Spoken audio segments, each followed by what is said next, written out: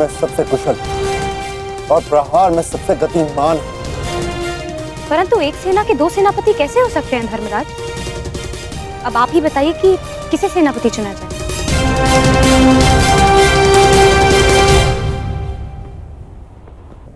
मेरा निर्णय यह है कि हमारी सेना के नेतृत्व के लिए सबसे अधिक योग्य एक विकल्प शेष है युधिष्ठिर।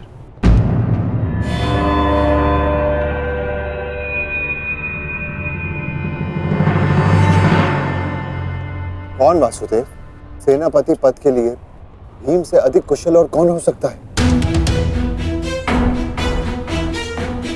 भीम की कुशलता पर मुझे कोई संदेह नहीं, परंतु हमें एक ऐसा सेनापति चाहिए जो युद्ध में गंगा पुत्र के समक्ष खड़ा हो सके।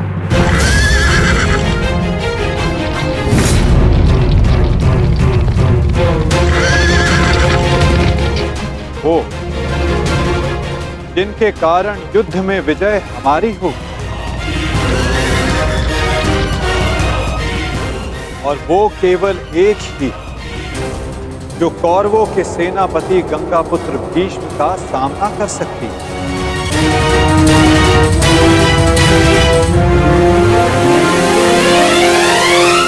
शिखंड।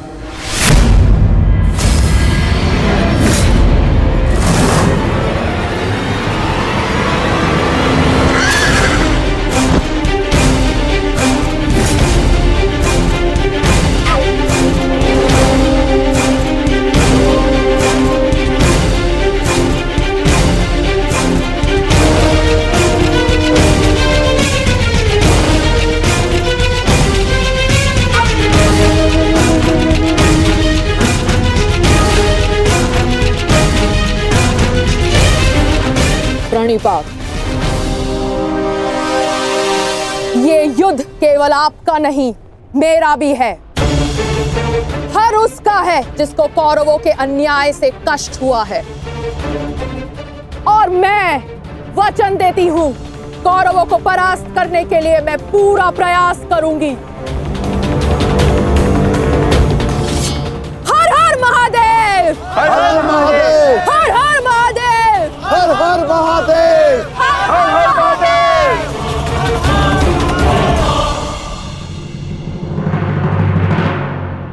एक समस्या अब भी सामने है वासुदेव। हमारे पास 7 अक्षौणी सेना है और कौरव सेना 9 अक्षौणी। हमें कोई ना कोई समाधान अवश्य निकालना होगा वासुदेव। उन पांडवों के पास 7 अश्विनी सेना है और हमारे पास 9। चिंता करने की आवश्यकता उन्हें है, हमें नहीं। यदि तुम यूं ही बैठे बैठे आनंद मनाते रहोगे ना दुर्योधन, तो शीघ्र ही ये समीकरण बदल जाएगा। ना, मेरे कहने का तात्पर्य ये है कि शीघ्र ही ये समीकरण बराबर का हो जाएगा दुर्योधन। समझ गए? कैसे? मद्रराज शल्य स्मरण है? नकुल सहदेव का मामा है वो, मामा। और हर मामा अपने भांजे के अतिरिक्त और किसी का सगा नहीं हो सकता ना? और ये बात तुमसे अधिक कौन जान सकता है? उसके पास 2-2 अक्षौणी सेना है, 2-2, और वो भी अति शक्तिशाली। वो यदि पांडवों के पक्ष में चला गया ना, तो पांडवों की शक्ति हमसे अधिक हो जाएगी निश्चित। और हाँ, कलिंग का स्वयंवर तो स्मरण है ना तुम्हें दुर्योधन? शल्य को शत्रु का क्रोध अधिक शक्तिशाली बना देता है, देखा है तुमने? देखा है ना?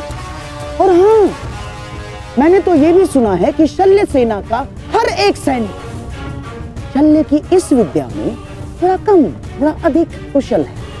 ये तो चिंता का विषय है बाबाश्री। नहीं होना चाहिए। शैले को अपने पक्ष में कैसे किया जाए? है, मेरे पास एक योजना है दुर्योधन। मद्रराज शल्य अपने वचन का पक्का है, परंतु चरित्र का थोड़ा सा कच्चा। ये स्वभाव से थोड़े रसिक भी है। तुम समझ रहे हो ना मैं क्या कह रहा हूँ? रसिक है थोड़े से। चल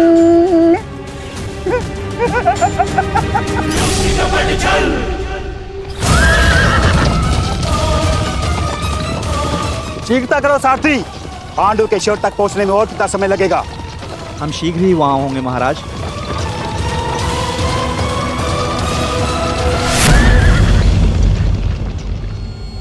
रथ क्यों रोका? मार्ग में कोई है महाराज। किसका साहस जो मद्रराज का मार्ग रोक सके?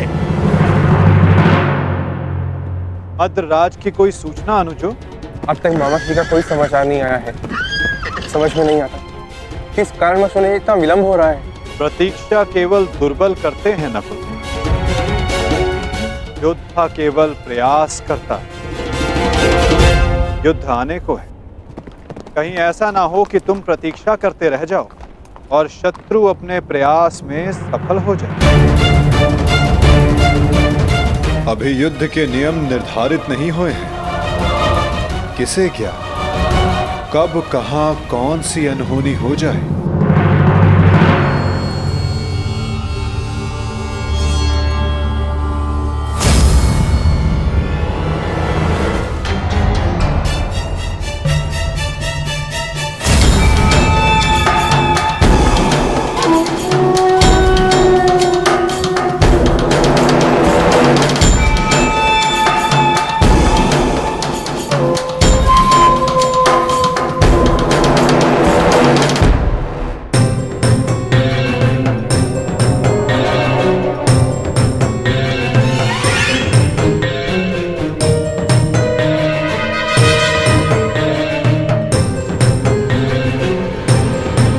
प्रणिपात्र मद्रराज।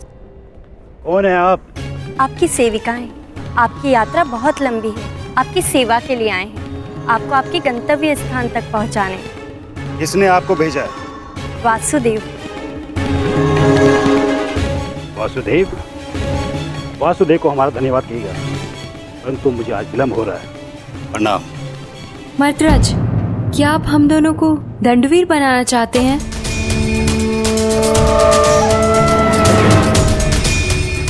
और वैसे भी युद्ध प्रारंभ होने में अभी कुछ दिन शेष हैं। मद्रराज, कहीं आप ये तो नहीं मानते कि हम इतने सुंदर नहीं हैं कि आप हमें आपकी सेवा का अवसर प्रदान कर सके? मद्रराज, युद्ध में जाने से पहले आपकी थकान का शांत होना बहुत आवश्यक है। तो क्या आप हमें ये अवसर प्रदान नहीं करेंगे?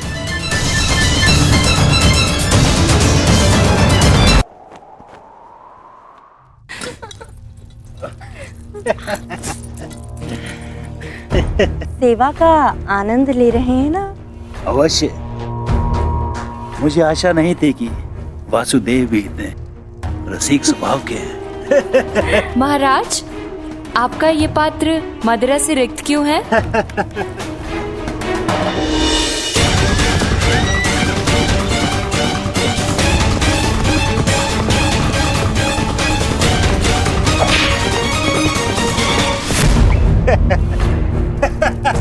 महाराज, हमसे क्या भूल हुई?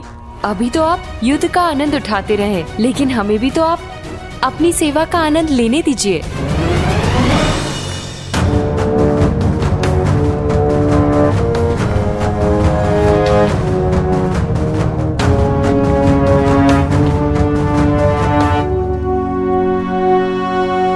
प्रणिपात मद्रराज।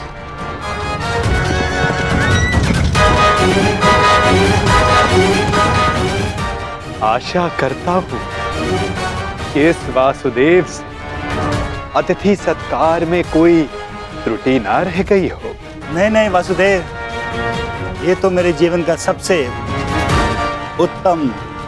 सत्कार था।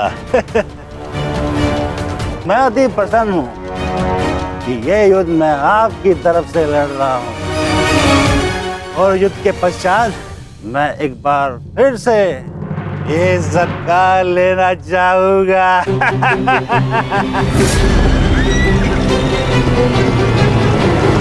अवश्य, ऐसा सत्कार मैं आपका एक बार क्या कई बार करवाऊंगा, परंतु मैं आपसे आश्वासन नहीं मांग रहा हूं, मैं आपसे वचन चाहता हूं कि इस युद्ध में आप पूर्ण बल से और पूर्ण मनोयोग से हमारी सहायता करेंगे ना आप मद्राज?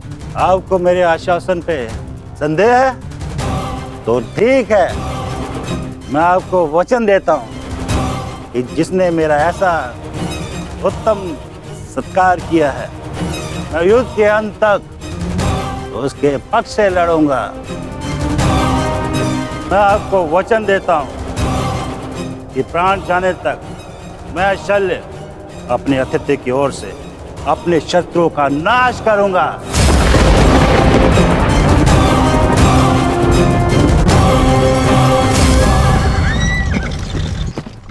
उत्तम, अति उत्तम, धन्यवाद मद्रराज, धन्यवाद। धन्यवाद मद्रराज, धन्यवाद।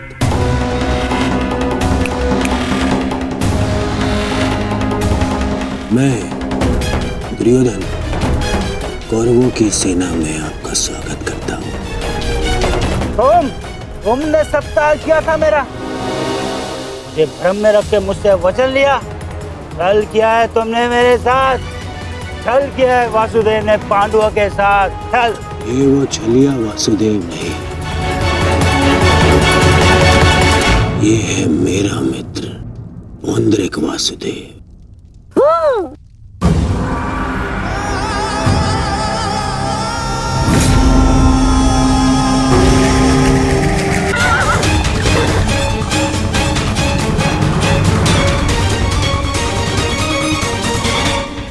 ये मामा श्री की सेना कौरवों के शिविर की ओर क्या कर रही है?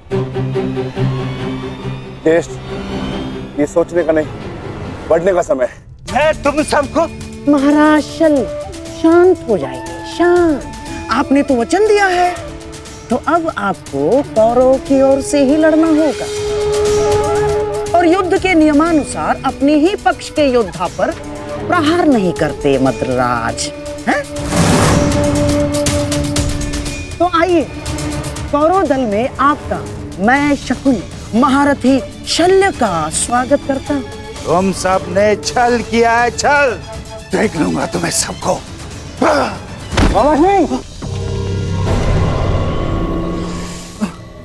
ये सब क्या हुआ?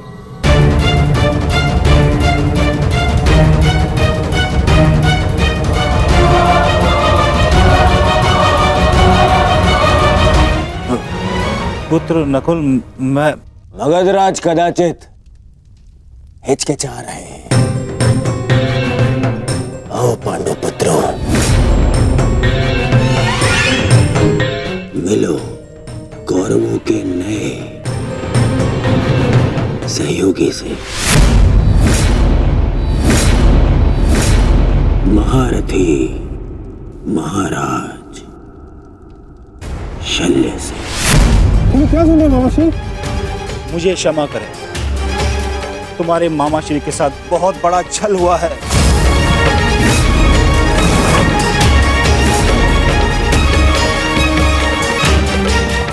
मुझे भ्रम में रखकर वचन लिया गया है मुझसे। भ्रम से ही सही, परंतु आप वचन के भार से बद्ध है मद्रराज। दुर्योधन, तुमने हमारे साथ छल किया है। मामाश्री ने सबसे पहले हमें आश्वासन दिया था। शांत विकोधर, शांत। पांडवों को आश्वासन मिला था, परंतु कौरवों को वचन मिला है विकोधर, वचन।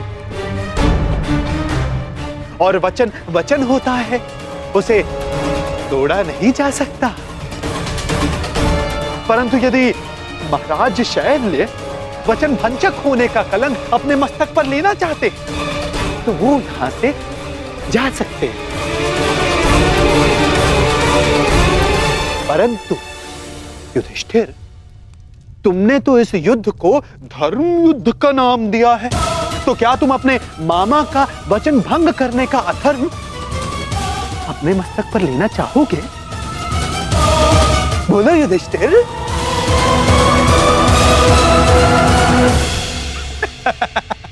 ये सब तुमने किया है पाखंडी। सावधान,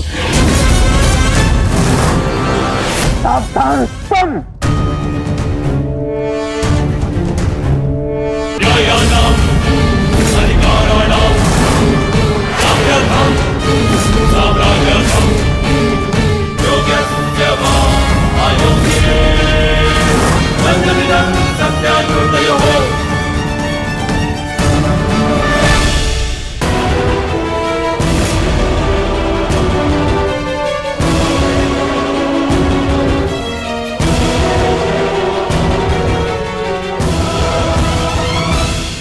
धर्म अधर्म का ज्ञान आपके मुख से सुनकर आश्चर्य हुआ,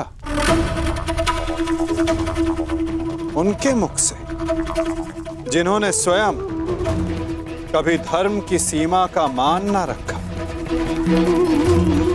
न राजभवन में, न उत्तराधिकारी के चुनाव में,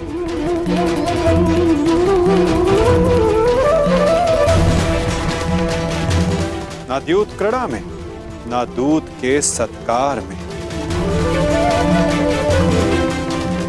और आप धर्म की बात करते हैं गांधार राज। इनसे और क्या अपेक्षा की जा सकती है माधव? आज तक अधर्म और छल के अतिरिक्त इन्होंने हमें दिया ही क्या है?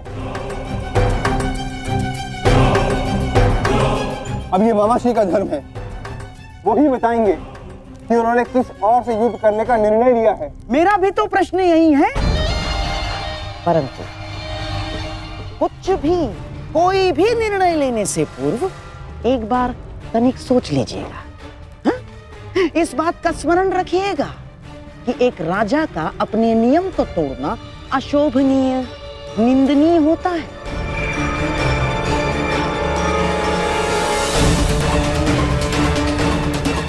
कैसे आपकी प्रजा आपका सम्मान करेगी जो राजा अपने दिए हुए वचन को तोड़ देता है, दिए हुए वचन से पलट जाता है? क्या क्या मुख लेके जाएंगे आपके प्रजा के समक्ष आप? तो युद्ध में आप किसका साथ देंगे? अपने भांजों का या अपने वचन का सम्मान करेंगे, मान करेंगे? पुत्र नकुल, मुझे क्षमा कर दो, परंतु मेरे पास कोई विकल्प ही नहीं है।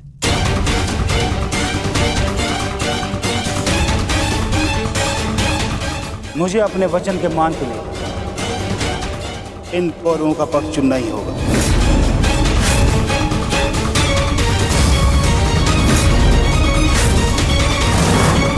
तो ठीक है मामाश्री, अब हम भी आप पर प्रहार करने के लिए सज रहेंगे।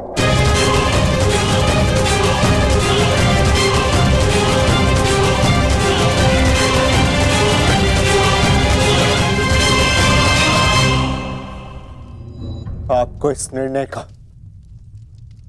गंभीर परिणाम भुगतना होगा। ये मेरी प्रतिज्ञा है।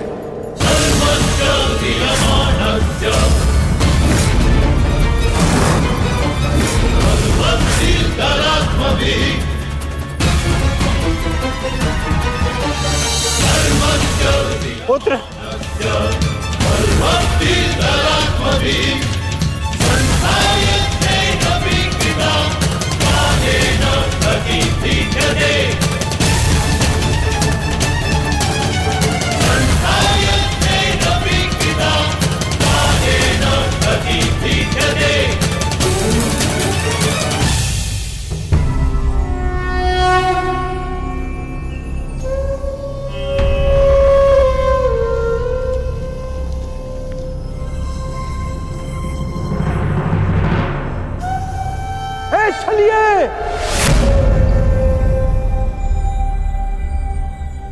कहां चल दिया?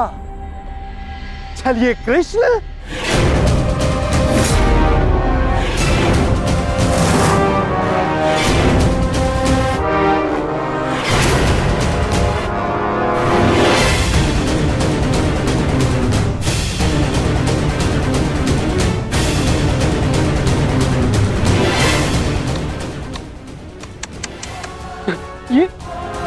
ये क्या देख रहा हूं?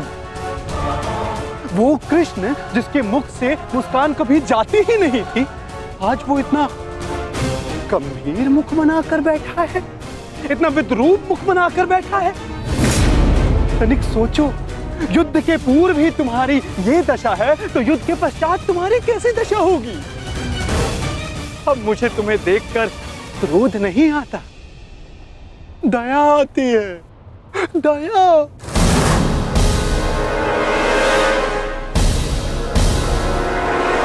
तुम्हारी सेना तुम्हारी नहीं रही, तुम्हारा पुत्र, उसने भी तुम्हारा साथ नहीं दिया, तुम्हारा भाई, उसने तुम्हारा पक्ष नहीं चुना, सब कुछ छीन लिया गया तुमसे।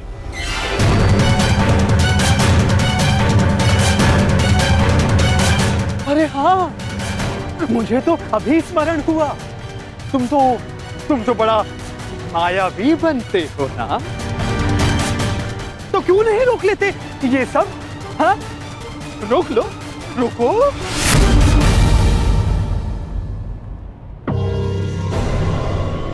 अरे हाँ, विचार करने वाली बात तो ये, जब मैंने तुमसे तुम्हारा सब कुछ छीन लिया, तो तुम उस सुदर्शन चक्र का क्या करोगे?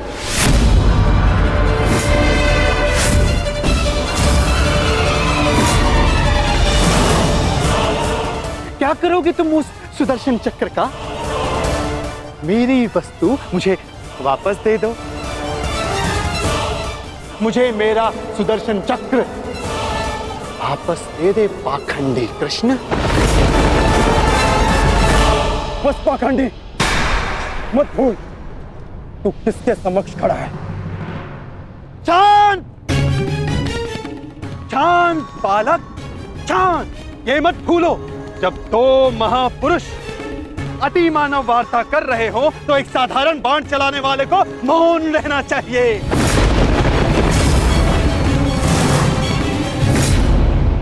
दुष्ट पौंड्रक, मैं आज ये सिद्ध कर देता हूं तू कितना बड़ा अतिमानव है।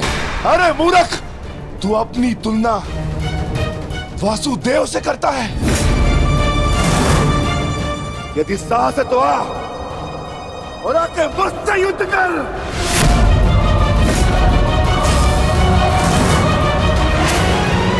मूर्ख तो तुम पांडु पुत्र हो।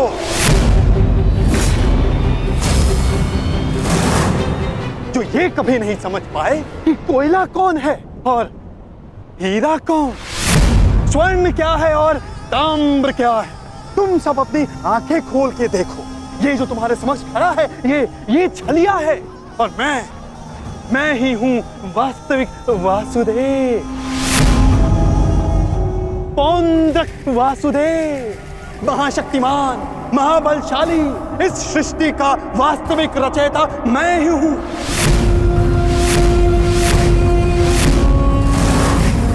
यदि मैं चाहूं तो तुम सबको एक क्षण में तुम सबका अंत कर सकता हूं। इसलिए मुझे मेरा अस्त्र उठाने के लिए पौंड्रक,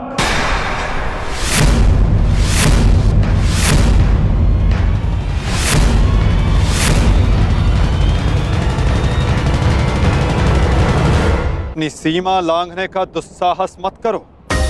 मैं तुम्हें पहले भी चेतावनी दे चुका हूं और आज अंतिम चेतावनी देता हूं। मुझे वो करने के लिए बाध्य मत करो जिसके पश्चात तुम्हें पश्चाताप करने तक का अवसर ना मिले।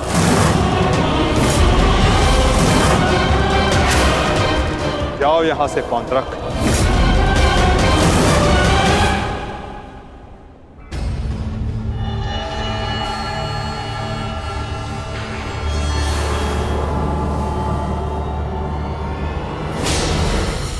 अवसर तू मुझे देगा, मुझे, वास्तविक वासुदेव को, पौंड्रक वासुदेव को।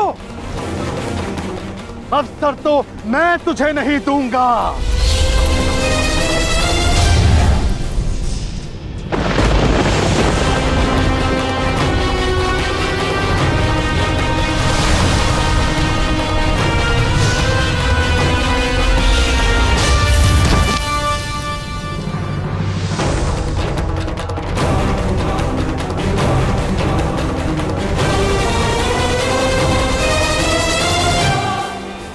दृष्टि से बाण शक्ति से जीते ये सारा रण, शांत चित धरे आत्मबल भरे जीते हर बाधा कर, छूट ना पाए लक्ष्य हो जाए जुड़ा होकर, सूर्य तेज है कवच चढ़ा इसके। दोबारा ऐसा दुस्साहस मत करना, अन्यथा कुछ करने के योग्य नहीं रह जाओगे पौंड्रक।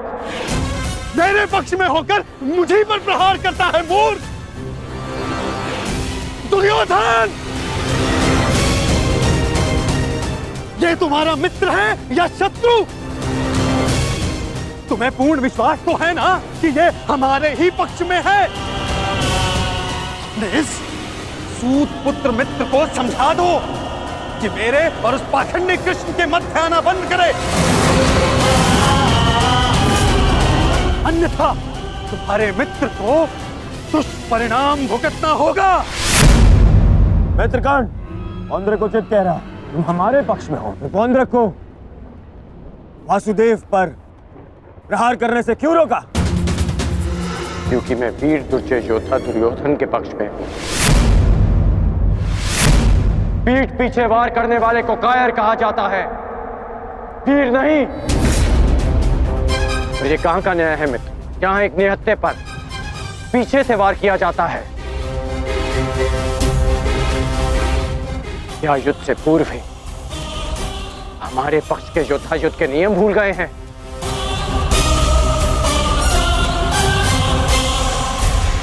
तुमने ऐसा सोचा भी कैसे? तुम इस भांति वासुदेव को वश में कर लोगे? सत्य को पहचानो मित्र, अपने नेत्र खोलो। नेत्र तो तुम्हारे बंद है मित्र। ये छलिया कोई अवतार नहीं है, केवल मायावी है। शांति सभा में जो कुछ भी घटित हुआ केवल इस छलिए की माया थी। माया थी वो।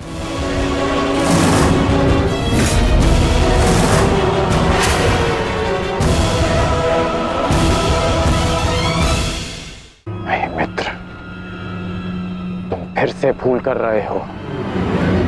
भूल तो दुर्योधन ने किया, तुझे अपने पक्ष में रखकर विश्वासघाती। सत्य का ज्ञान तो तुझे नहीं है, तू अपने नेत्र खोल के देख।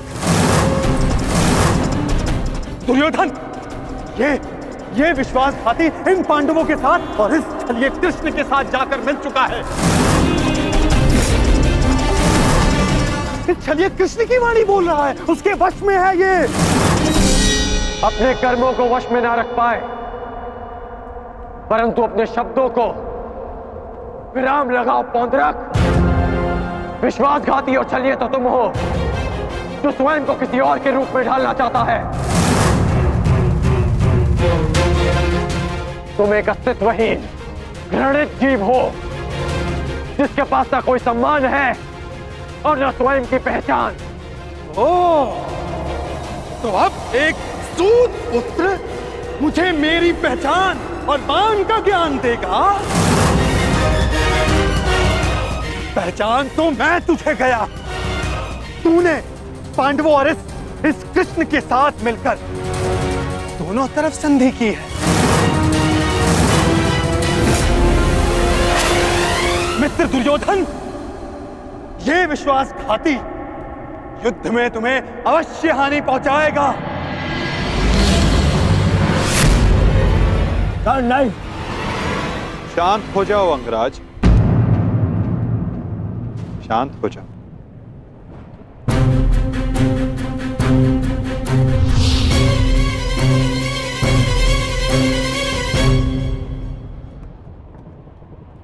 उचित ही तो कहा था पौंड्रक ने।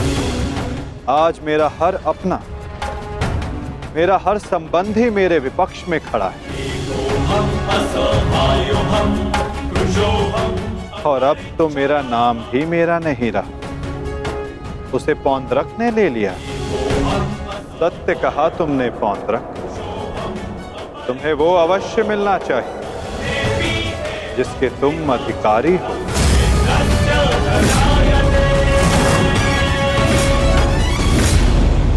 अद्भुत कृष्ण अद्भुत, आज प्रथम बार तेरे मुख से सत्य निकला है छलिए। तो अब मुझे वो सुदर्शन चक्र दे दे जिसका वास्तविक अधिकारी मैं हूं। दे मुझे वो सुदर्शन चक्र। ठीक है पौंड्रक, मैं इसी क्षण दोनों पक्षों को साक्षी मानकर तुम्हें वो देता हूं जिस पर तुम अपना अधिकार समझते हो।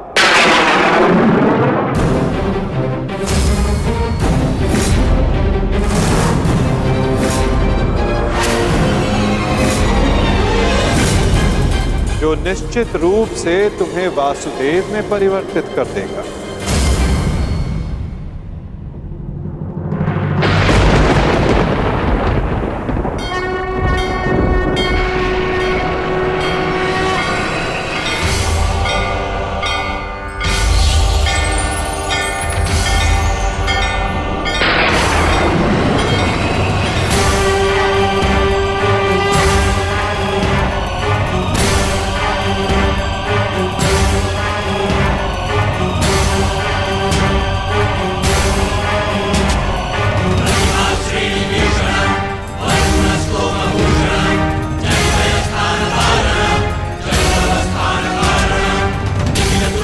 ये लो पौंड्रक, वो अस्त्र जिसका वास्तविक वासुदेव के पास होना अनिवार्य है।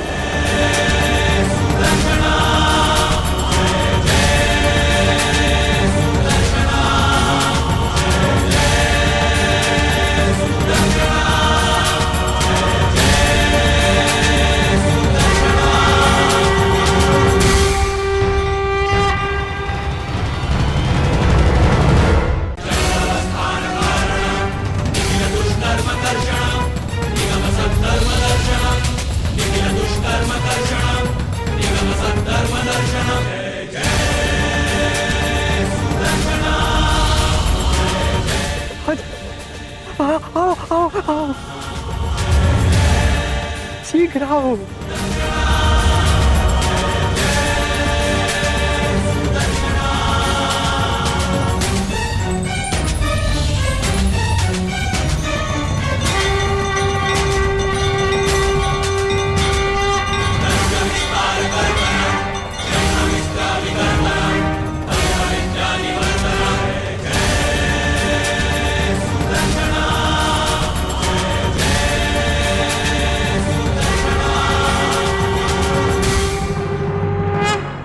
अंततः वो समय आ गया जिसकी मुझे बरसों से प्रतीक्षा थी। मुझे मेरा सुदर्शन चक्र मिल गया मुझे मेरा सुदर्शन चक्र। अब मुझे परास्त कोई नहीं कर सकता, क्योंकि मैं अब सर्वशक्तिशाली हूं। मैं वासुदेवा।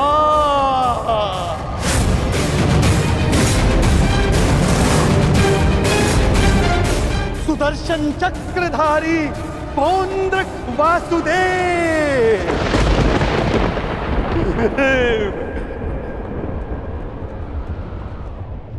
अब समझा मूर्ख सूत पुत्र कि वास्तविक वासुदेव कौन है? तेरे इस छलिए कृष्ण ने भी स्वयं यहां स्वीकारा कि वास्तविक वासुदेव कौन है। यदि अब तूने मुझ पर कोई प्रहार करने का दुस्साहस किया तो अब तू भली भांति जानता है कि मुझसे बुरा और कोई नहीं होगा। क्षण भर में वध कर दूंगा तेरा।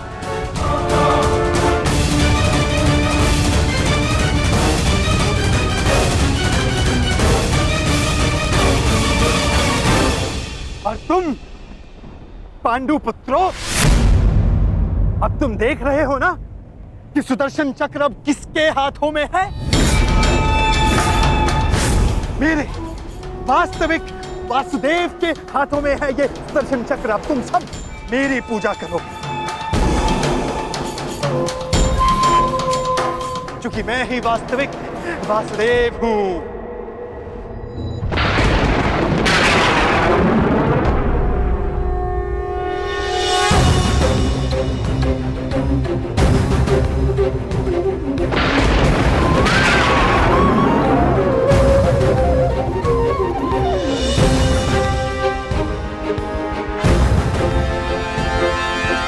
चक्र का भार क्यों बढ़ता जा रहा है?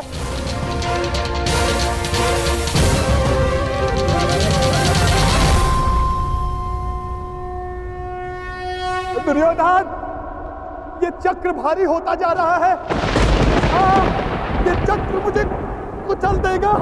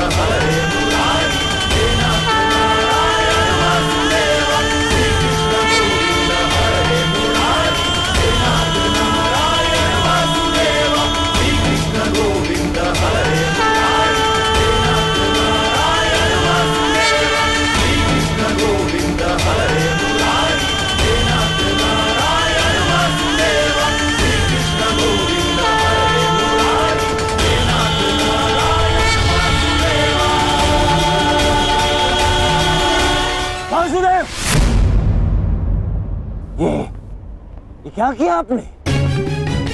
वध कर दिया, छल किया, फिर से छल किया आपने।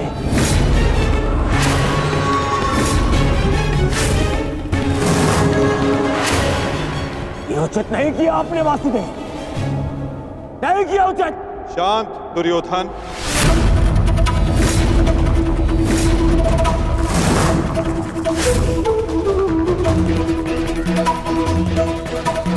इतना क्रोधित क्यों हो रहे हो गांधारी नंदन?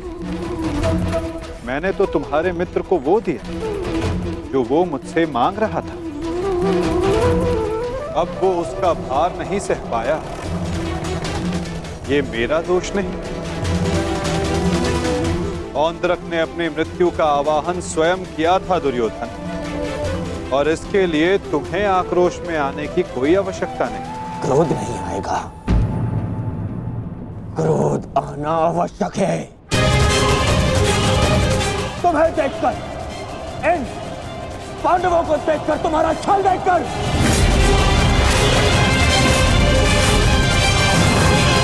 कैसा छल दुर्योधन?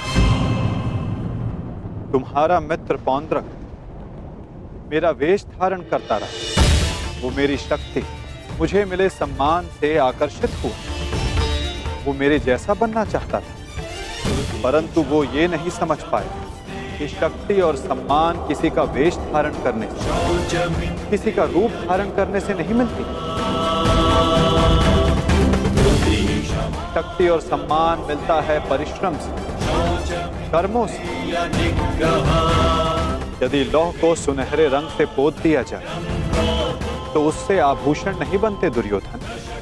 स्वर्ण बनने के लिए कड़ी अग्नि परीक्षा देनी होती है, कसौटी पर खरा उतरना पड़ता है दुर्योधन। और तुम्हारा मित्र सुदर्शन चक्र की कसौटी पर खरा नहीं उतर पाया, और अंततः उसने अपना नाश कर लिया। तुम्हारी हानि पर मुझे खेद है दुर्योधन, परंतु पौंद्रक के अंत पर नहीं, क्योंकि उसके कर्मों का फल ही यही है।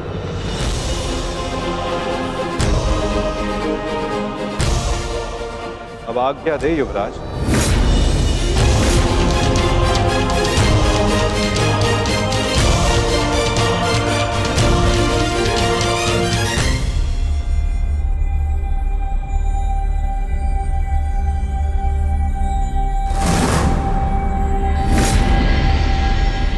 कल युद्ध के नियम निर्धारित किए जाएंगे गांधार राज। जब युद्ध क्रीड़ा में नियम निर्धारित किए जा रहे थे तब वहां मैं उपस्थित नहीं था, परंतु इस बार उत्सुक हूं ये जानने के लिए कि इस युद्ध में अपनी विजय के लिए आप क्या नियम बनाएंगे गांधार राज।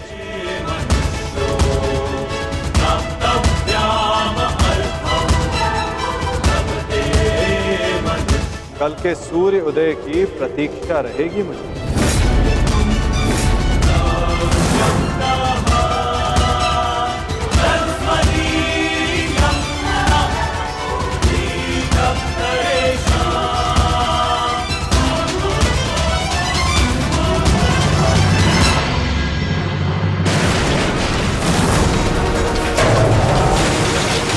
क्या हो गया? ये क्या कर रहे हो तुम? हाँ, देखो देखो दुर्योधन, देखो। नहीं दुर्योधन। मैं उस वासुदेव को नहीं छोड़ूंगा।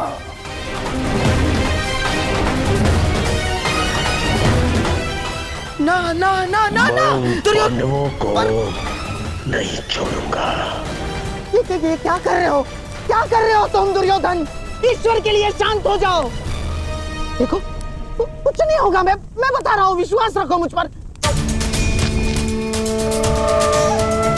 आप शांत हो जाइए, अन्यथा मैं आपको शांत कर दूंगा। नहीं, देखो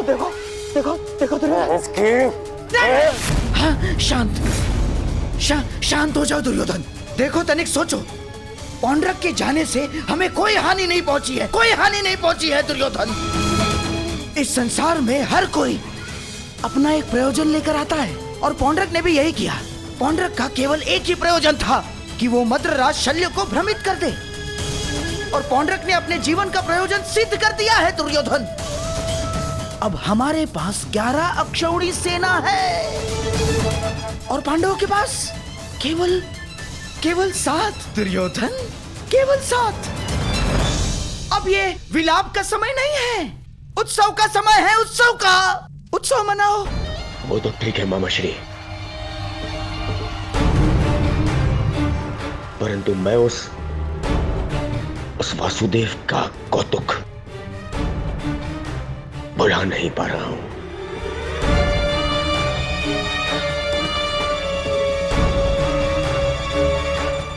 हाँ, देखो सब ठीक हो जाएगा दुर्योधन। तुम बैठो। अब ये सब कुछ छोड़ो ना दुर्योधन। देखो युद्ध में वो कृष्ण छलिया कुछ नहीं कर पाएगा। पूछो क्यों? तो निहत्था है वो।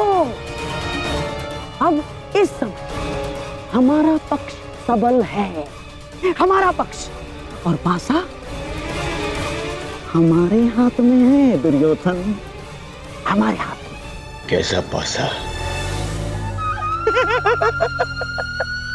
अब देखो, कल युद्ध के नियम निर्धारित किए जाएंगे। ऐसे नियम बनाऊंगा कि पांडव पक्ष आ जाएगा, और फिर वो छलिया कुछ नहीं कर पाएगा वो छलिया।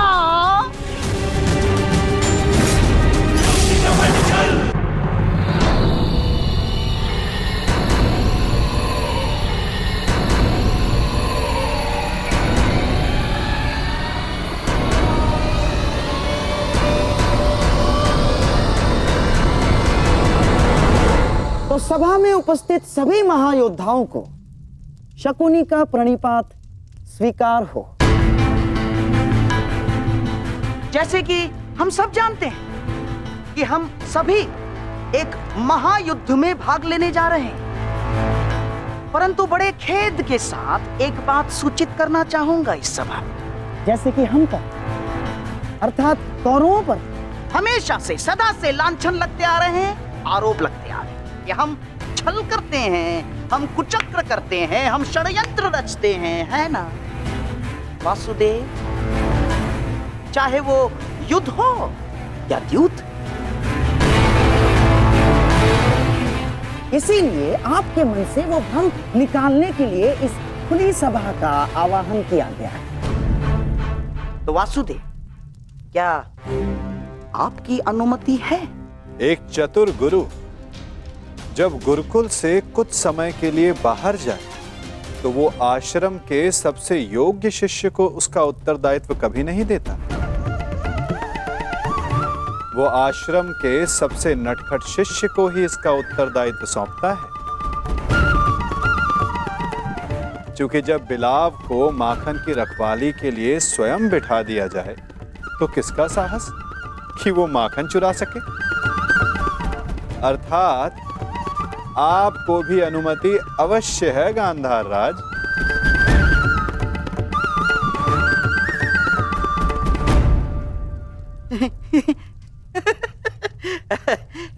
वासुदेव, आपका विनोद समझने में मैं असक्षम हूं। मेरे कहने का आशय मात्र केवल इतना है गांधार राज कि मैं आपके वचनों से सहमत हूं।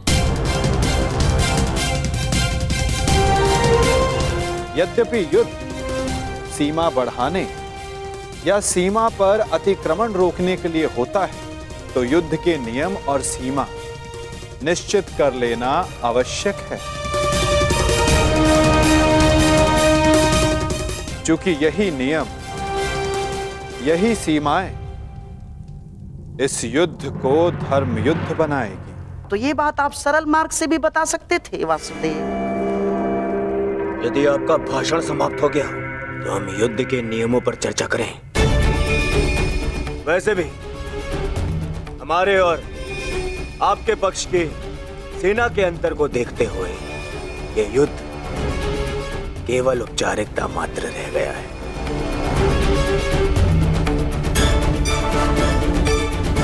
नियम बने या ना बने, हमारी विजय निश्चित है।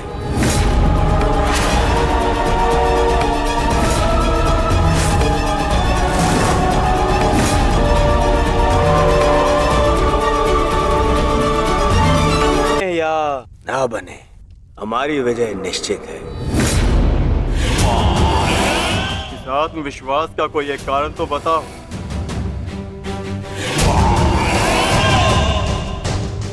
खाता दुर्योधन, एक नहीं,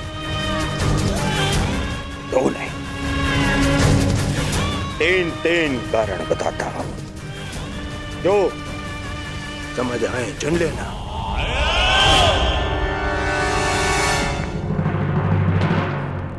पहला कारण, पितामह भीष्म जिन्हें इच्छा मृत्यु का वरदान है।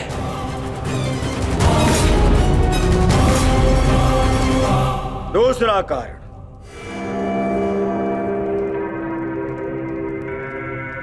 आचार्य द्रोण जिन्होंने तुम पांडवों को शस्त्र संधान की शिक्षा दी।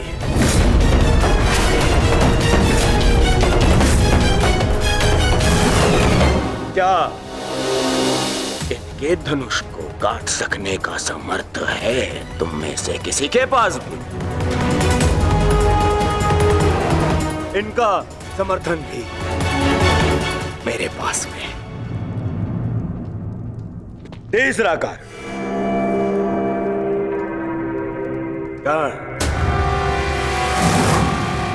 ब्रह्मास्त्र, ब्रह्मांडास्त्र और ब्रह्मशिरास्त्र जैसे अस्त्रों से सज्जित है मेरा मित्र कर्ण, जिसका बाण तुम्हें विजय प्राप्त करने नहीं देगा और जिसका कवच मुझे पराजित नहीं होने देगा।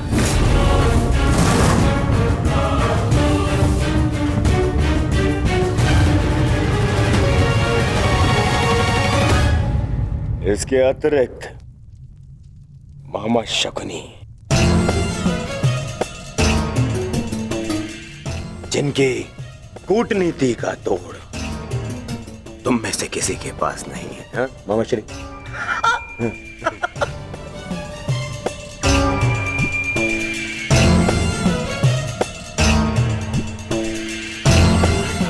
भद्रराज शैल्य, नारायणी सेना, अब अरे ये तो 3 से अधिक कारण हो गए, है ना अर्जुन? जिसके पास इतने सारे कारण हो उसे कौन पराजित कर सकता है?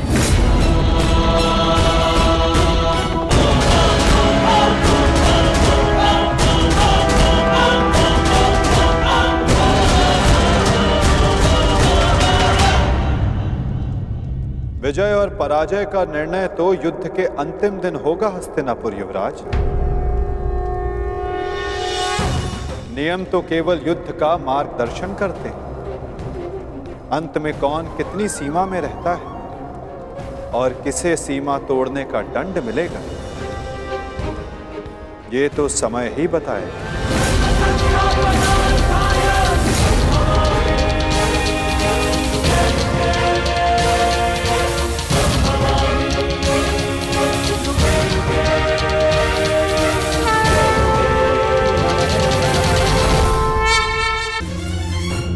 आपके प्रश्नों का उत्तर कुमार दुर्योधन, तो मैं आपको बता दूं कि पांडव पक्ष में आपके हर योद्धा की काट है।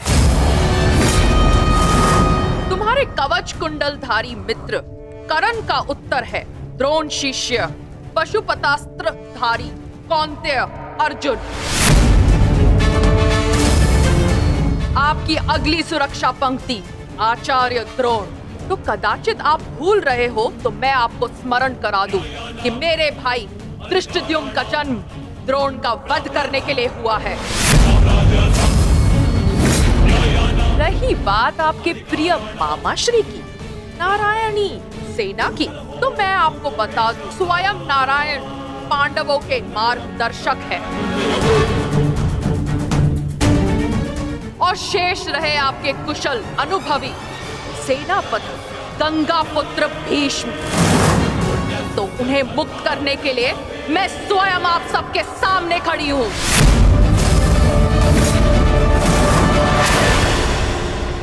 महाबली भीष्म को संसार भीषण से भीषण अपनी प्रतिज्ञा से जानते हैं, तो उन्हें यह प्रतिज्ञा भी निभानी होगी कि वो मेरे सामने शस्त्र नहीं उठाएंगे।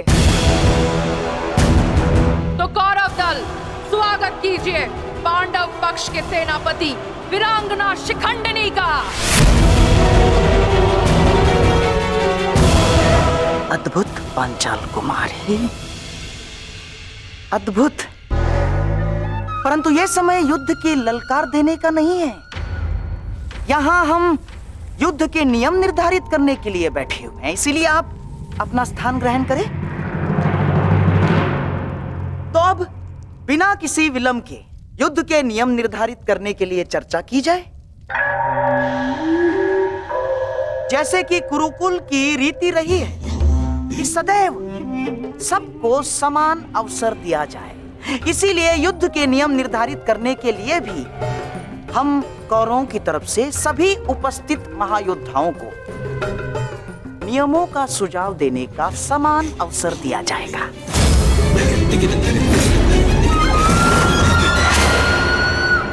और हाँ, मैं ये जानता हूं कि पांडव पक्ष मामा श्री शकुनी का मुख अधिक समय तक नहीं देख सकते, इसीलिए मैं अपना सुझाव आरंभ में ही दे देता हूं। समस्त आर्यव्रत में युद्ध चाहे जितने भी दिन चले, परंतु आरंभ सूर्योदय से होता है और सूर्यास्त होते ही युद्ध भी थम जाता है। परंतु इस बार नियम में एक छोटा सा परिवर्तन होगा।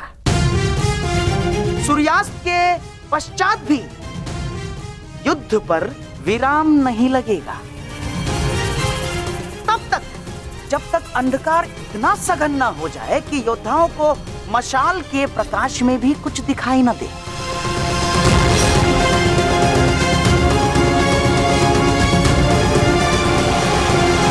स्वीकार है, परंतु स्मरण रहे मामाश्री, यह नियम सब पर प्रभावी होगा। जब तक अंधकार में मैं देखने में असक्षम ना हो जाऊं, मैं प्रहार करता रहूंगा।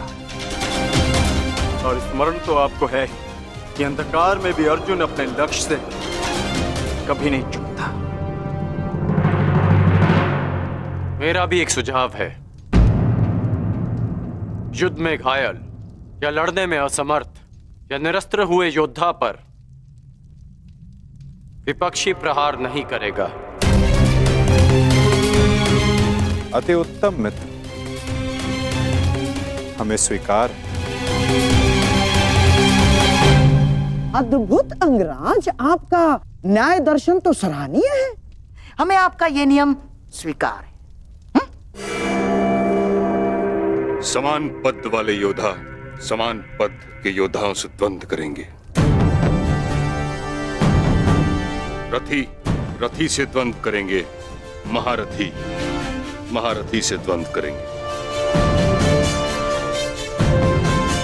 अश्वरोही से अश्वरोही द्वंद्व करेंगे और गजरोही से गजरोही द्वंद्व करेंगे।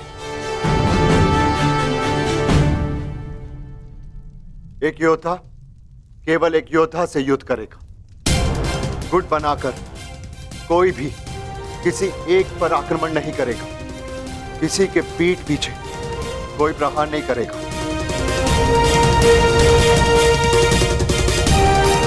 यदि विपक्षी ने पहले छल किया तो क्या प्रतिपक्षी को उसका उत्तर देने का अधिकार है? वो योद्धा की सोच पर निर्भर करता है विकोदर। एक महत्वपूर्ण नियम, इस युद्ध में वही योद्धा एक दूसरे का सामना कर सकता है जिसके पास समान रूप से अस्त्र, शस्त्र और शक्ति होगी। दुर्बल पर प्रहार करना निषेध होगा। और इस युद्ध में गदाधारी गदा युद्ध के नियम से और धनुर्धर धनुर्शस्त्र के युद्ध से युद्ध करेंगे। और सबसे महत्वपूर्ण नियम, इस युद्ध में किसी भी प्रकार का छल, कुचक या षड्यंत्र नहीं होगा। स्मरण रहे। हमें स्वीकार है।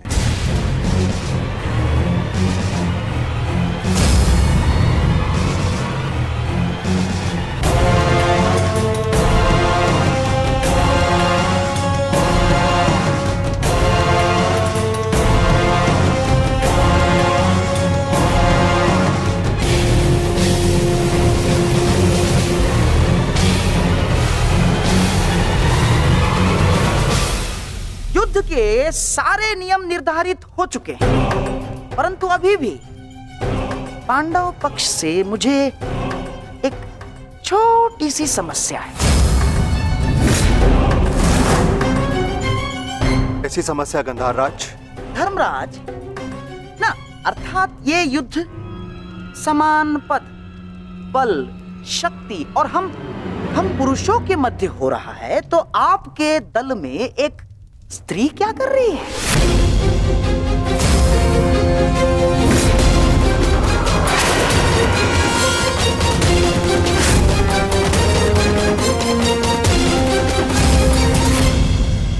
ना, पुरुषों के युद्ध में एक स्त्री का भाग लेना युद्ध के नियमों के विपरीत है धर्मराज। ये नियम आप जैसे द्रुत पुरुषों ने बनाए हैं, जो स्त्री को तुच्छ मानते हैं, केवल वस्तु मानते हैं।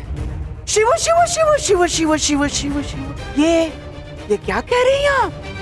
ये नियम तो स्वयं महादेव ने बनाए हैं। महादेव, आपको स्मरण है ना, जब देवी पार्वती ने असुरों का नाश करने के लिए माता काली का रूप धारण किया था, तो स्वयं महादेव ने भी उन्हें रोकने के लिए अपने बल का प्रयोग नहीं किया ना, अपितु वो स्वयं माता काली के समक्ष नतमस्तक हो गए।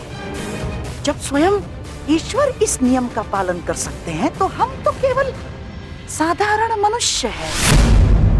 कोई भी पुरुष योद्धा एक स्त्री पर आक्रमण नहीं करेगा, यही युद्ध के आधारभूत नियमों में से एक है। और यदि ऐसे में यानी एक स्त्री को पांडव दल का सेनापति पद दिया जाता है तो कौरव, बेचारे कौरव तो बिना युद्ध लड़े ही हार जाएंगे। क्या ये अधर्म नहीं है? बताइए। अपने सेनापति के प्राण बचाने के लिए और कोई मार्ग नहीं सूझा आप लोगों को? योद्धा सिर्फ योद्धा होता है, स्त्री या पुरुष नहीं। स्मरण है माँ पार्वती, जिन्होंने काली का रूप धारण करके कितने असुरों का वध किया था। हम असुर नहीं है, हम साधारण मनुष्य हैं, मनुष्य, सभ्य मनुष्य। और सभ्य मनुष्य नियमों का पालन करता है। आप सेनापति पद छोड़ दे, यही धर्म है। क्यों धर्मराज?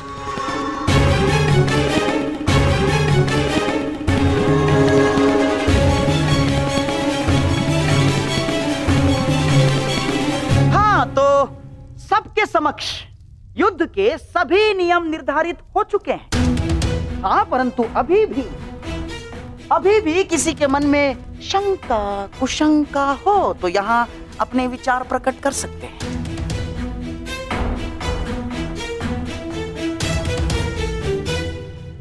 नहीं गांधार राज, इस सभा में बनाए सभी नियम और उपनियम हमें स्वीकार है।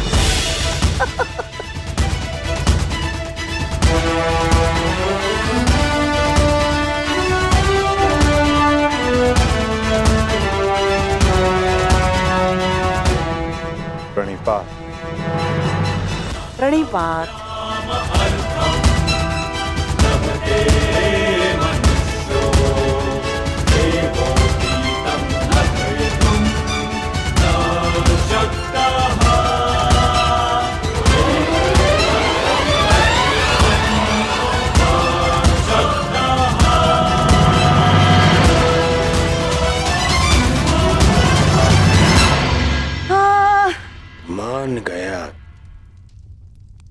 मान गया क्या रणनीति थी मामाश्री। आपकी रणनीति को मैं मान गया मामाश्री। आपकी रणनीति का उत्तर तो आज कृष्ण के पास भी नहीं था। पूरी युद्ध की व्यूहरचना ही बदल दी आपने साधु। साधु। परंतु सुनो, अब ये साधुवाद देने में समय व्यर्थ ना करो दुर्योधन। हमें केवल ये युद्ध आरंभ ही नहीं करना है, अपितु इस युद्ध को जीतना भी है। और युद्ध में विजय प्राप्त करने के लिए अनुकूल परिस्थितियां बनानी पड़ती हैं।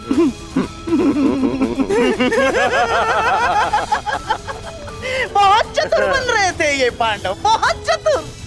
परंतु अब इन्हें ज्ञात हो गया होगा कि इनकी हार निश्चित है।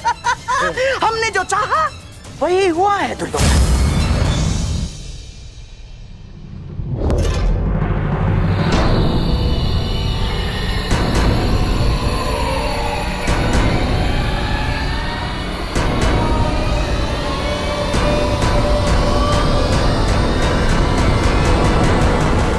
दीना अपनी कायरता, गंगा पुत्र।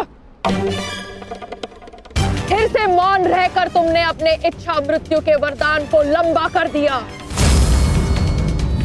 फिर से अपनी दृष्टि झुकाकर तुम्हें लगता है कि तुमने अंबा के प्रतिशोध को झुका दिया।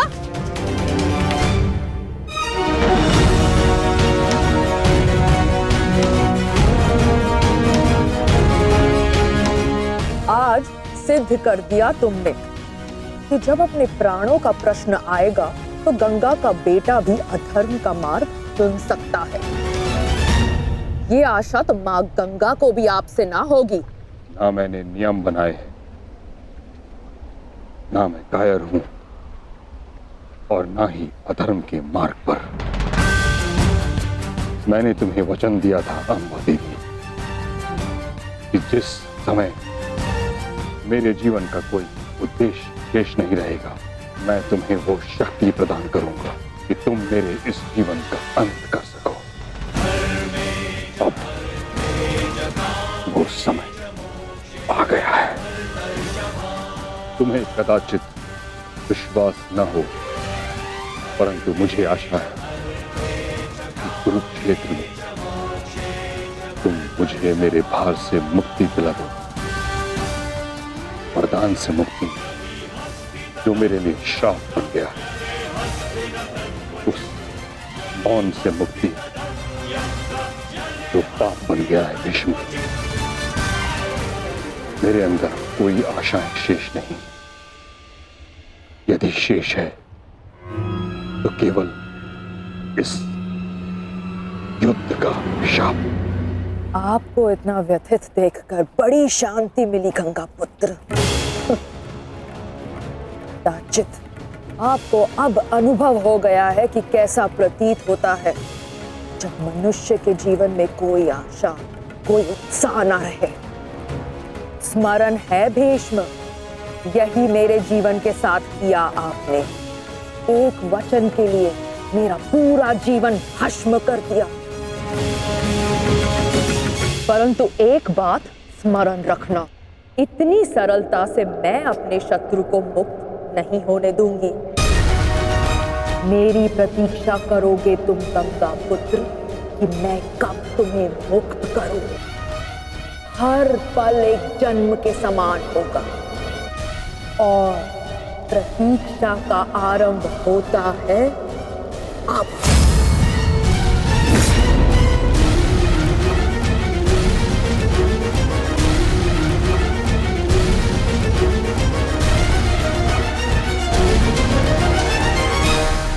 मैं उन्हें नहीं छोड़ूंगा जेस, उन्होंने हमारे साथ छल किया है।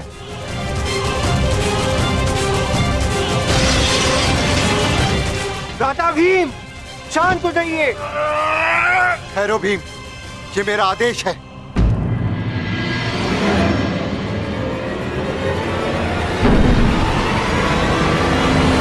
क्रोध केवल तुम्हें नहीं आ रहा है, रक्त हम सबको उबल रहा है। एक और हमारे ही मामा श्री को छल के कारण हमारे विरुद्ध युद्ध करना पड़ रहा है, और दूसरी ओर बड़ी ही चतुरता से उन्होंने शिखंडिनी को युद्ध से दूर कर दिया। यह समय क्रोध का नहीं, कर्म का है। इस समय कौरव सेना के पास 11 अक्षौणी सेना है और हमारे पास केवल 7। इस समय हमें हमारी शक्ति को एकत्रित करना होगा।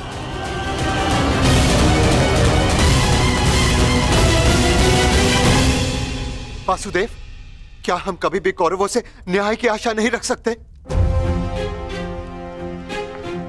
गांधार राज और दुर्योधन से तो हम न्याय की आशा नहीं रख सकते,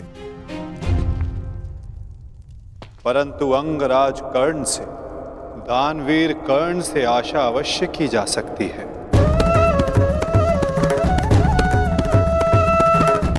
कि वो युद्ध में न्याय का पालन करेंगे, अपने वचन दान का मान रखेंगे। हम सब ने देखा कि अंगराज ने कौरवों के पक्ष में होते हुए युद्ध के लिए कैसे न्याय संगत नियम बनाए। परंतु वासुदेव, वो दुर्योधन के विरुद्ध कभी नहीं जाएगा, और उस दुर्योधन से मुझे न्याय की कोई आशा नहीं। कायरों की भांति हमारी सैन्य शक्ति को छिन्न भिन्न करने लगा है। ज्येष्ठ, बहुत हो गई सभा, बहुत बन कर नियम, अब बस। अब समय आ गया है उस दुर्योधन को उचित उत्तर देने का। ठहरो भीम,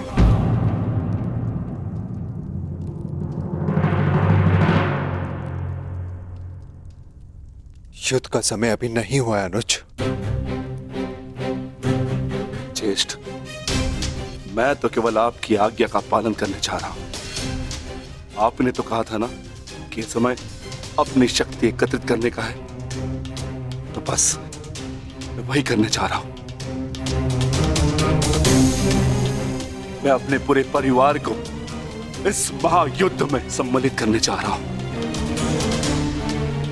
मैं अपने पुत्र महाकाय घटोत्कच और उसके साथी राक्षसों वीरों को अपनी सेना में सम्मिलित करने जा रहा हूं।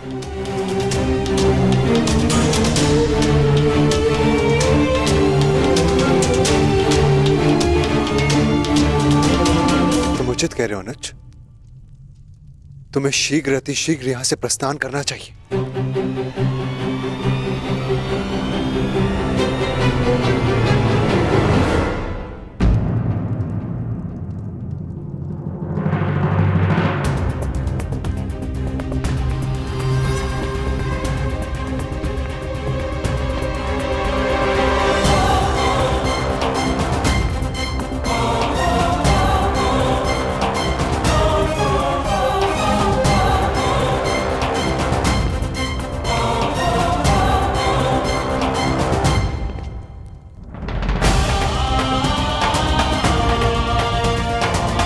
मुझे आज्ञा दीजिए ज्येष्ठ,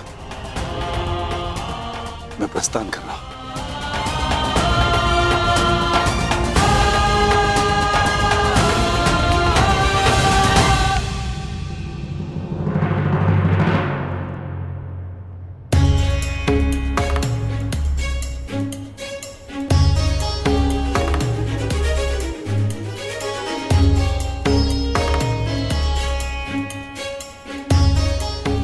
प्रणिपात वासुदेव।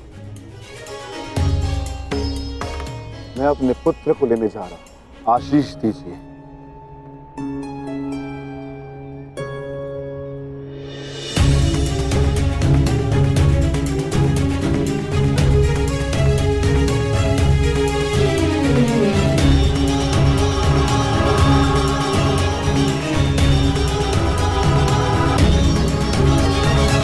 क्या हुआ माता?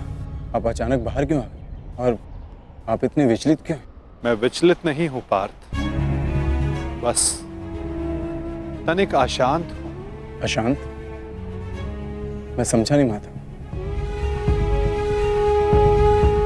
युद्ध होता ही ऐसा है पार्थ, जो मन को अशांत कर दे।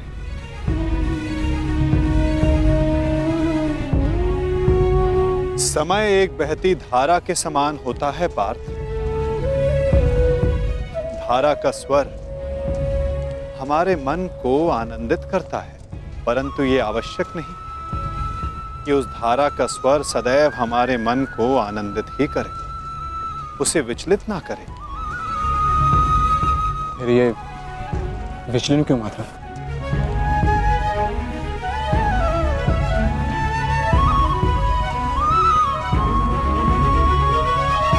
अन्न। सागर में जब तरंग उठती है तो वो उत्साह से भरी होती है पार्थ, और जब वही तरंग गिरकर अपना अस्तित्व खो बैठती है तब मन विचलित हो जाता है कि कदाचित वो तरंग और ऊंचा जा सकती थी, कदाचित उसका प्रारब्ध कुछ और हो सकता था। परंतु तरंग का प्रारब्ध ही उठना और गिर जाना है माता, है ना? तो फिर इसमें अशांत और विचलित होने की क्या बात है? तुमने सही कहा पार्थ, मुझे विचलित नहीं होना चाहिए, परंतु तुम बताओ कि तुम्हारा मन इतना अशांत क्यों है, इतना विचलित क्यों है? ऐसा कौन सा भाव है जो तुम्हें कष्ट दे रहा है?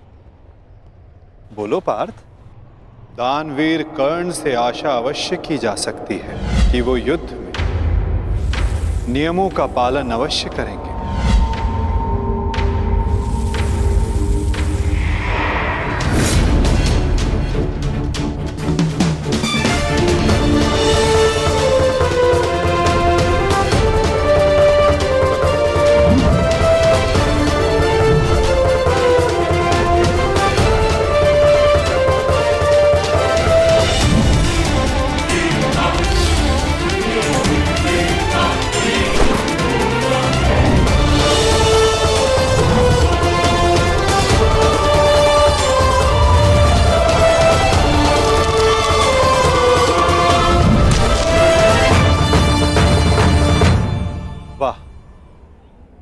कितना अद्भुत धनुधर है ये।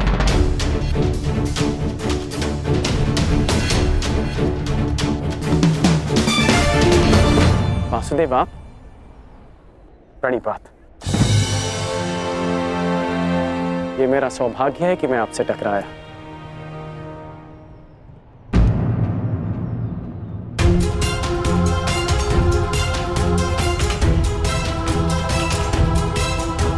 सौभाग्य और दुर्भाग्य के लिए धन्यवाद और तानों का पात्र समय होता है अंगराज, मनुष्य नहीं। उचित परिस्थिति में, उचित समय पर, उचित मनुष्य से मिल जाना सौभाग्य होता है और अनुचित परिस्थिति में उचित मनुष्य से मिलना दुर्भाग्य होता है कर्ण। आपका टकराना तो उचित ही होता है वासुदेव, इसलिए यह सौभाग्य होता है। आज्ञा दीजिए। प्रणिपात।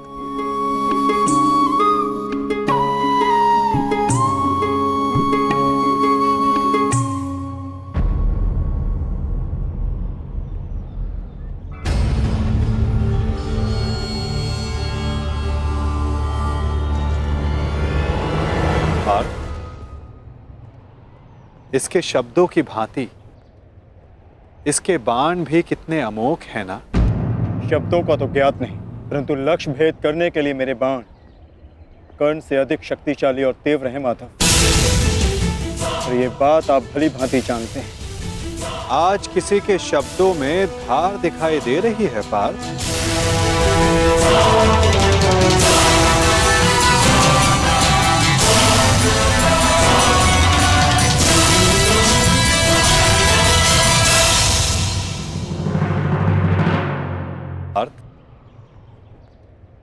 इसके शब्दों की भांति इसके बाण भी कितने अमोघ हैं ना।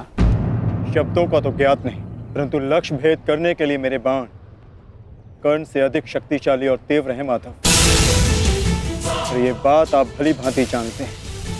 आज किसी के शब्दों में धार दिखाई दे रही है पार्थ।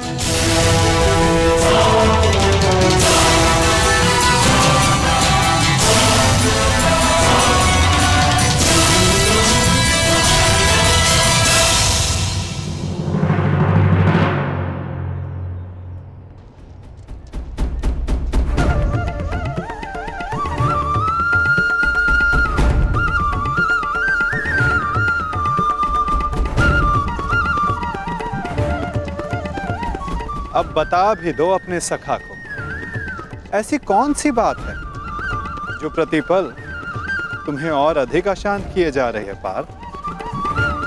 आप तो ऐसे कह रहे हैं माधव, जैसे कि आप तो कुछ जानते ही नहीं। कैसे जानूंगा, मैं कोई अंतर्यामी थोड़ी ना हूं। वाह माधव, जो संसार में कोई नहीं देख सकता उसे आप देख लेते हैं, जो सबके समक्ष है उससे अनजान होने का अभिनय करते हैं। आप भली भांति जानते हैं इस बात को कि मैं इतना व्यग्र क्यों हूं, क्यों आपके विचारों पर, आपके समय पर उसका अधिकार है। क्यों माधव, क्यों?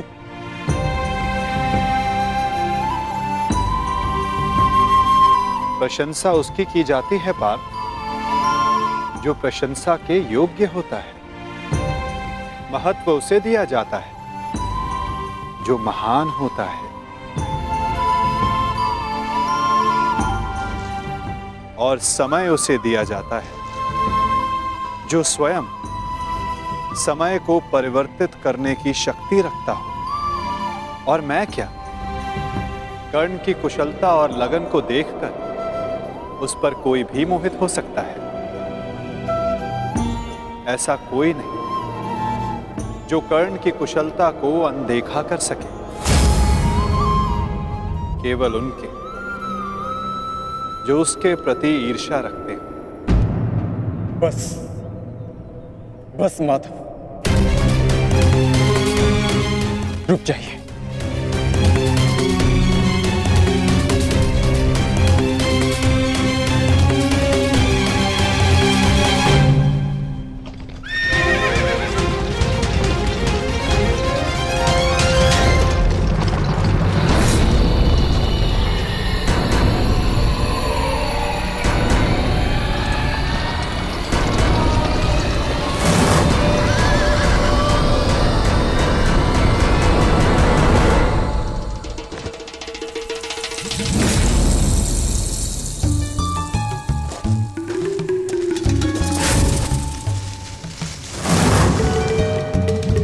आज मुझे साक्ष्य चाहिए कि कर्ण श्रेष्ठ क्यों है।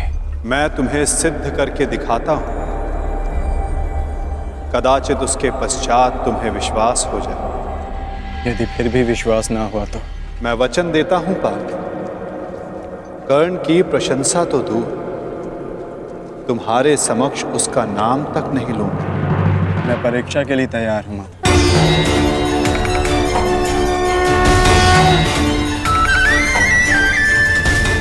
उन दो पर्वतों को देख सकते हो पार्थ?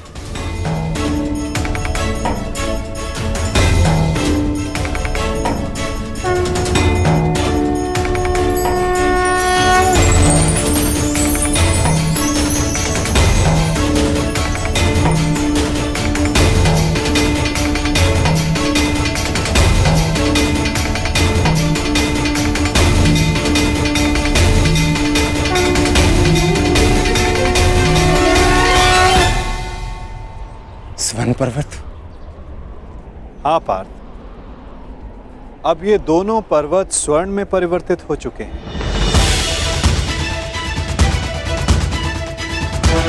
अति सुंदर। स्वर्ण वो वस्तु होती है पार्थ जिसे हर कोई अर्जित करना चाहता है। और अब मैं ये कहता हूं कि इन दोनों स्वर्ण पर्वतों पर तुम्हारा अधिकार है। और मैं ये चाहता हूं कि इन दोनों स्वर्ण पर्वतों को समान मात्रा में बांटकर इन ग्राम वासियों में दान कर दो। परंतु पार्थ, एक बात का स्मरण रखना, इन पर्वतों का सारा स्वर्ण दान करना होगा। स्वीकार है तुम्हें?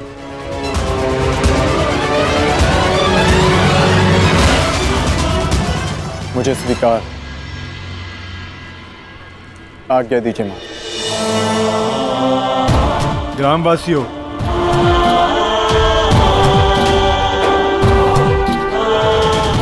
मैं पांडु पुत्र अर्जुन ये घोषणा करता हूं,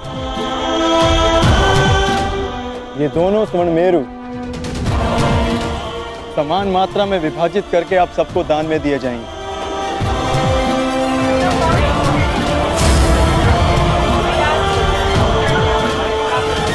इसलिए आप एक पंक्ति में खड़े हो जाएं और अपना अपना भाग लेकर आगे जाएं। और विश्वास रखिए, सबको समान मात्रा में स्वर्ण मिलेगा। पांडु पुत्र अर्जुन के, पांडु पुत्र अर्जुन के, पांडु पुत्र अर्जुन के, पांडु पुत्र अर्जुन के।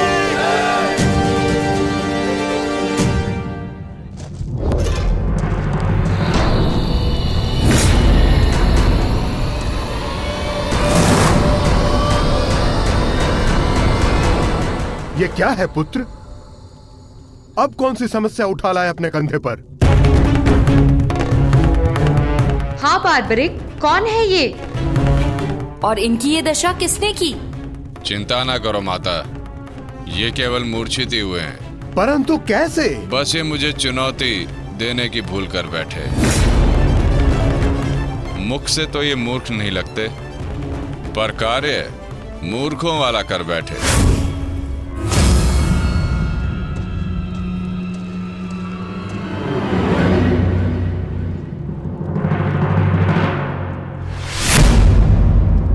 पिताश्री, पिताश्री, पिताश्री, पिताश्री, पिताश्री, मारवी, पानी लेके आओ। क्या हुआ पिताश्री? क्या हुआ? ये क्या अनर्थ कर डाला तुमने? तुम्हें पता भी है ये कौन है? ये पिताश्री है मेरे, तुम्हारे पितामह मध्य पांडव महाबली भीम है ये, जिनका सम्मान करना चाहिए उन पर प्रहार कर उनको अपमानित कर दिया। लज्जा आती है मुझे कि तुम मेरे पुत्र हो। हाँ, जो तुमने किया वो मूर्खता नहीं, पाप है।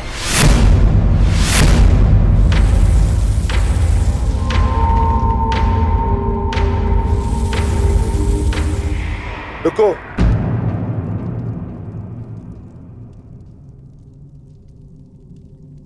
पिताश्री, मैं अपने मूर्ख पुत्र की ओर से क्षमा मांगता हूं। क्या ये मेरा पौत्र है। प्राणिपात पितामह, अपनी उद्दंडता पर मैं लज्जित हूं।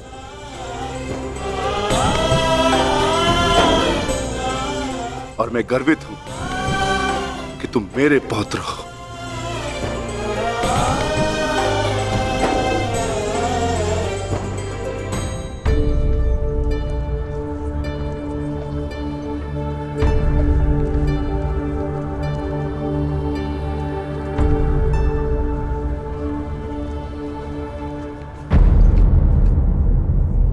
जिस भीम को जरासंध भी परास्त नहीं कर पाया, उसे धूल चटाकर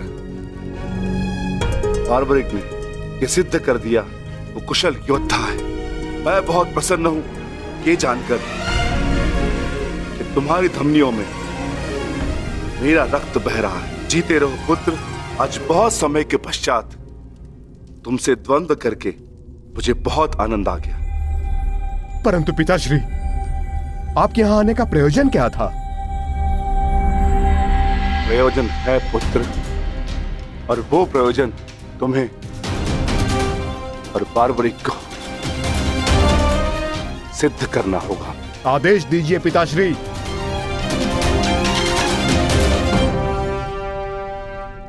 कौरवों और हमारे मध्य महायुद्ध आरंभ होने वाला है। तुम मेरे वंश के वीर हो। हमारे पक्ष को शक्तिशाली बनाने के लिए मुझे इस महायुद्ध में मेरे परिवार की आवश्यकता है। मुझे मेरे कुशल और बलवान पुत्र और पौत्र की आवश्यकता है। क्या तुम मेरा साथ दोगे? हम आपके आदेश के अनुपालन के लिए प्रस्तुत हैं पितामह। इस युद्ध में आपके लिए प्राण देना हमारे लिए गर्व की बात होगी। मेरा परिवार मेरे साथ है, तो इस महायुद्ध में हमारी विजय निश्चित है।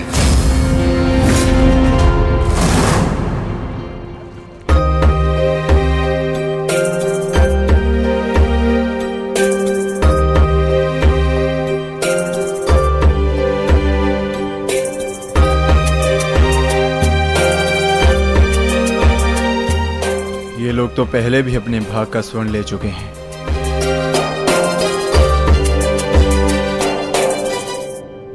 ये लीजिए माते। पुत्र,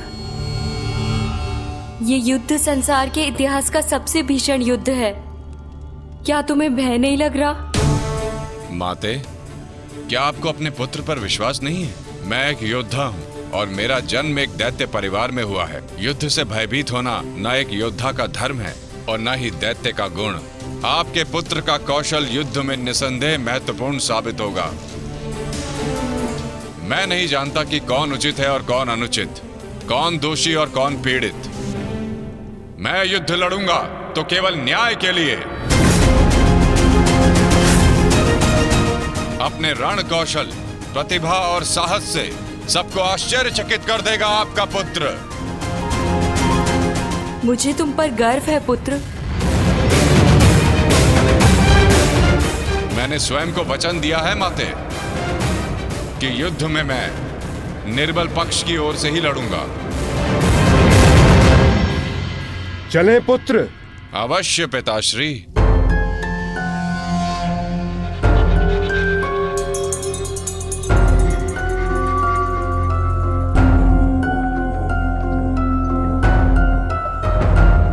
रुक जाइए, थोड़ा विश्राम करते हैं। कुछ समय पश्चात पुनः प्रारंभ करेंगे।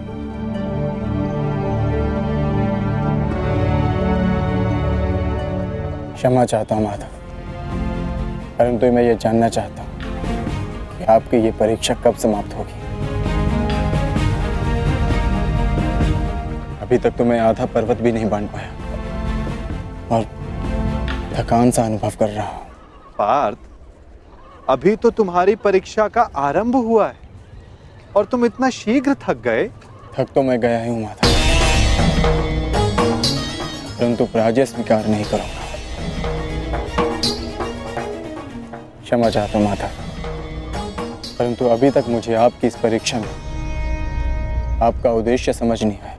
ठीक है पार्थ, मैं तुम्हें अपना उद्देश्य बताता हूं। इस कहानी का दूसरा कोण तुम्हारे समक्ष लाता हूं। अब तुम्हें स्वर्ण नहीं बांटना है, बस यहां खड़े रहकर जो कुछ भी घटित होगा उसका साक्षी बनना है।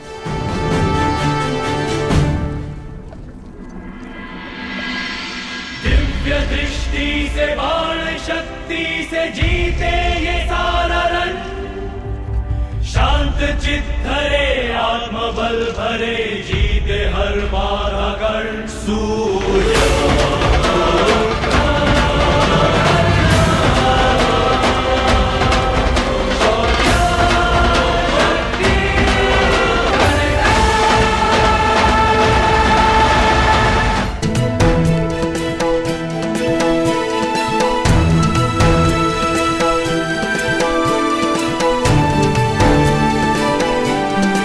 प्रणिपात वासुदेव।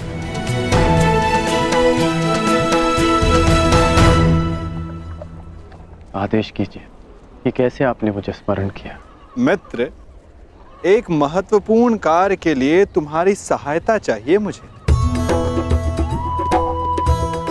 बड़े समय से इस कार्य को पूर्ण कैसे करूं, उसके विषय में सोच रहा था, तो तुम्हारा स्मरण हो आया। और मुझे पूर्ण विश्वास है कि तुम्हारे अतिरिक्त इस कार्य को और अधिक उत्कृष्टता से कोई नहीं कर सकता। ये मेरा सौभाग्य है कि आपने मुझे अपना मंतव्य पूर्ण करने के लिए योग्य समझा। वो तो स्वर्ण पर्वत देख सकते हो मित्र।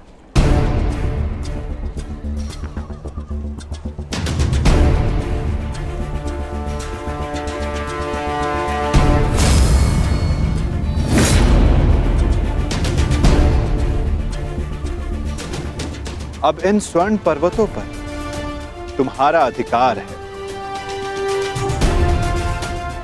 और मैं चाहता हूं कि इन स्वर्ण पर्वतों को तुम समान मात्रा में बांटकर इन ग्राम वासियों में दान कर दो।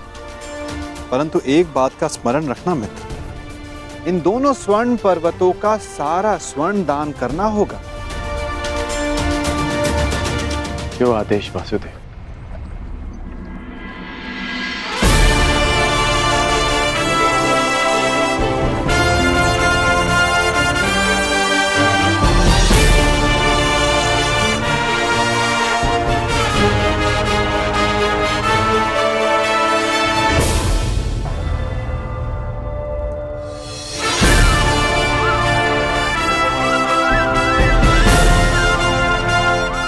मैं सभी ग्रामवासियों से निवेदन करता हूं कि ये दोनों स्वर्ण पर्वत अब आपके अधीन है। आप सब जाकर इस सारे स्वर्ण को आपस में समान भाग में बांट लें।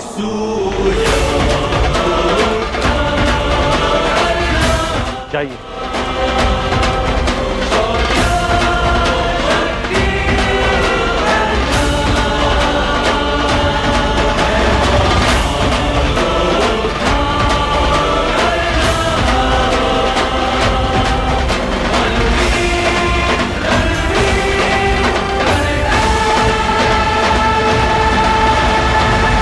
प्रणिपात।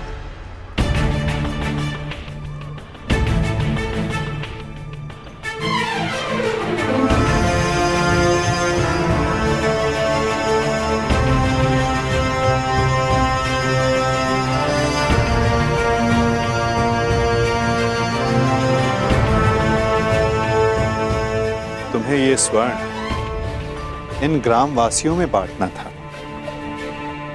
परंतु तुम भी इन ग्राम वासियों की भांति ही स्वर्ण के प्रति आकर्षित हुए। कदाचित तुम स्वर्ण को ऐश्वर्य और सम्मान प्राप्त करने की वस्तु समझते हो। तुमने अपने अनुमान से इस स्वर्ण को इन लोगों में दान किया, परंतु तुम्हें इसका ज्ञात नहीं था कि किसको कितनी आवश्यकता है। और कर्ण के मन में इस स्वर्ण को लेकर कोई आकर्षण, कोई लालच नहीं था पार्थ। और ये सब ग्रामवासियों में दान करके वो वापस लौट गया। पार्थ, जिस पर दान करने का उत्तरदायित्व हो, उसके मन में वस्तु के प्रति लोभ नहीं होना चाहिए।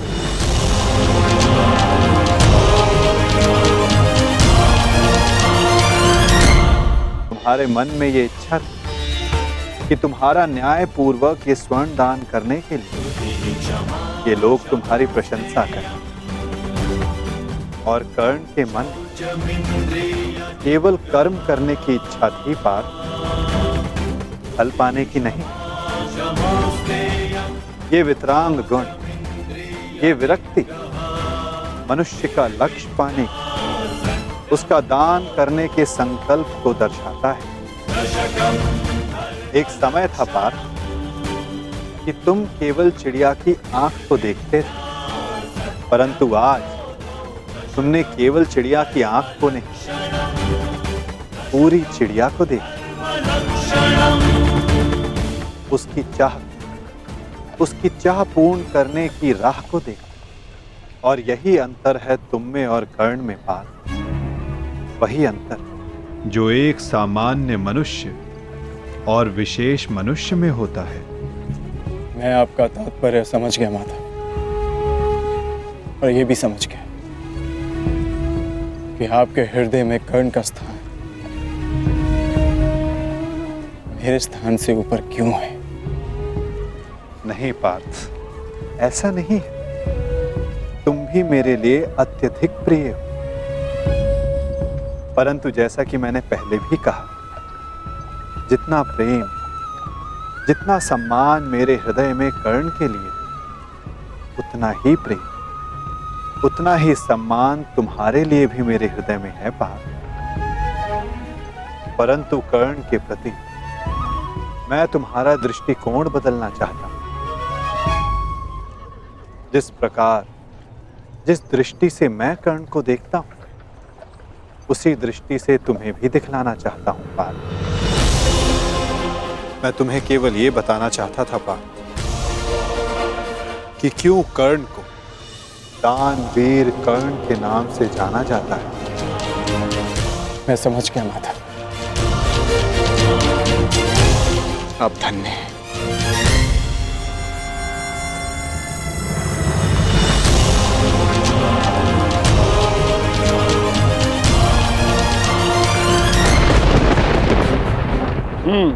बड़ा दानवीर है ये कर्ण वासुदेव। आपकी परीक्षा तो पूर्ण हो गई, अब मेरी बारी। अब मैं बताऊंगा कि दानवीर होने के नाम पर कितना बड़ा ढोंग कर रहा है ये कर्ण।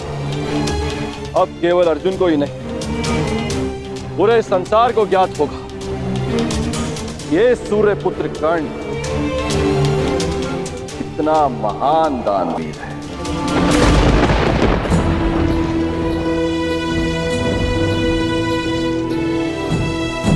मित्र, तुम्हारी परीक्षा अभी पूर्ण नहीं हुई है। तुम्हारी इस दानवीरता की सबसे विकट परीक्षा अभी शेष है मित्र। और उस परीक्षा में सफल होने के लिए तुम्हें बहुत बड़ा मूल्य चुकाना होगा। तुम्हारी उस परीक्षा के समक्ष मेरी ये परीक्षा मानो बालकों का खेल सिद्ध होगी मित्र। सावधान रहना। आप जानते नहीं कि आज मैं कितना प्रसन्न हूं कि आपको मेरी चिंता, कि मैं आपके मन में बसता हूं। अब मुझे और कुछ नहीं चाहिए। अब यदि मैं अपने प्राणों को भी दान में दे दूं, तब भी सदा मैं धनी रहूंगा।